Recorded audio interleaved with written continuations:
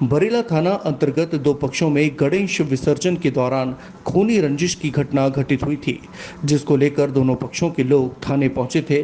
तभी एक व्यक्ति की तबीयत अचानक खराब हो गई थी, जिनको निजी अस्पताल में लाया गया, जहां पर इलाज के दौरान उनकी मौत हो गई। इस मामले को लेकर क्षेत्रीय जनों का कहना है कि शिकायतकर्ता को ही थाने में बुलाकर थाना प्रभारी के द्वारा प्रताड़ित किया गया था, जिसके चलते उनकी तबीयत खराब हो गई थी, जिसको पुलिसकर्मियों के द्वारा अस्पताल में भर्ती करवाया गया था, जिसको लेकर एसपी ने दोषी पुलिस अधिकारियों पर कार्रवाई करने की मांग की है। गणेश विसर्जन के दौरान गांव में विवाद हो गया था, देवरी गांव में। तो ये जो हैं ये शिकायत करता थे, जिन्होंने अपनी शिकायत दी बरेला थाने में। आज थाना प्रभारी जी ने जिनको अटैक आ गया उनको और उनके दोनों बेटों को थाने में बुलाया था। जब थाने में बुलाया तो दोनों बेटों को लॉकअप पे कर दिया, जबकि फरियादी यही थे। और इन पे ज़बरदस्ती इनको मतलब अपशब्द कहे और भी कई बातें इनको कहीं डराने वाली, इससे उनको अटैक आ गया। फिर जब उनको अटैक आ गया वो वहीं गिर गए, तो पुलिस विभाग के कुछ कर्मचारी उनको सरकारी अस्पताल बरेला लेकर गए।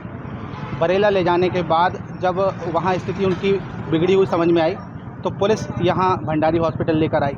भंडारी हॉस्पिटल जो पुलिस वाले लेकर आए थे और जिनको अटैक आया उनको यहाँ पर छोड़ के पुलिस वाले भाग गए। परिजनों के आरोप हैं और हम सभी के आरोप हैं कि पुलिस ने डराया धमकाया, उनको गाली गलौज की, इस कारण उनको अटैक आ गया। हाँ, डेथ की स्थिति थी। नहीं तो पुलिस थाने से क्यों लेकर आती?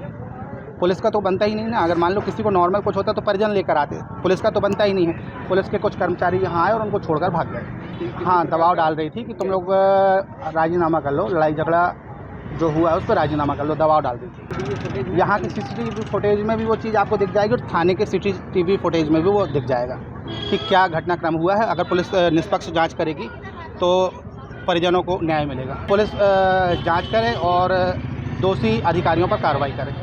उनके दोनों बेटे और भी जो लोग उनके साथ आए हुए थे, बिल्कुल सामने की बात है कि थाना प्रभारी ने उन पर दबाव डाला। चैम्बर में भी बुलाया था और सामने जो लॉकअप है उसके सामने ही उनको खड़ा करके उनको काफ़ी डराया। वहीं इस पूरे मामले में लापरवाही बरतने पर एसपी ने थाना प्रभारी को लाइन अटैच कर दिया है। एसपी सूर्यकांत शर्मा के मुताबिक 18 सितंबर को दोनों पक्षों में मारपीट की घटना घटित हुई थी, जिसमें अंकित पटेल के पिता की इलाज के दौरान मौत हो गई थी।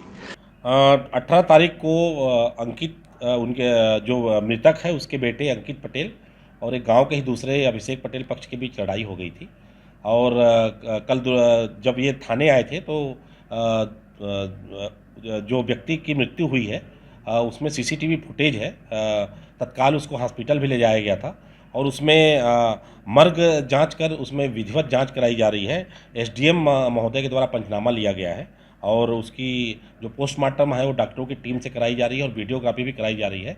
उनके परिजनों को सारी चीज़ें दी जाएगी। अंकित पटेल की ओर से जो अनावेदक पक्ष है उनके खिलाफ मारपीट और गाली गलौज के तहत विभिन्न धाराओं में एफआईआर दर्ज कर ली गई है और इस संपूर्ण इस घटना के कारण थाना प्रभारी को वहाँ से हटा दिया गया है। चूँकि ये सार्वजनिक रूप से आपको भेजी गई है तो ये आप सभी लोगों के पास है।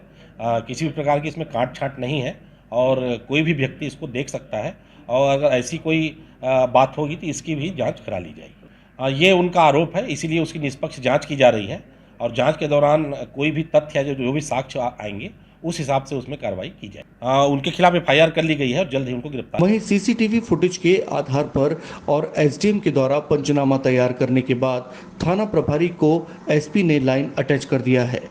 वहीं पूरे मामले की जांच कर आरोपियों पर वैधानिक कार्रवाई की जाएगी।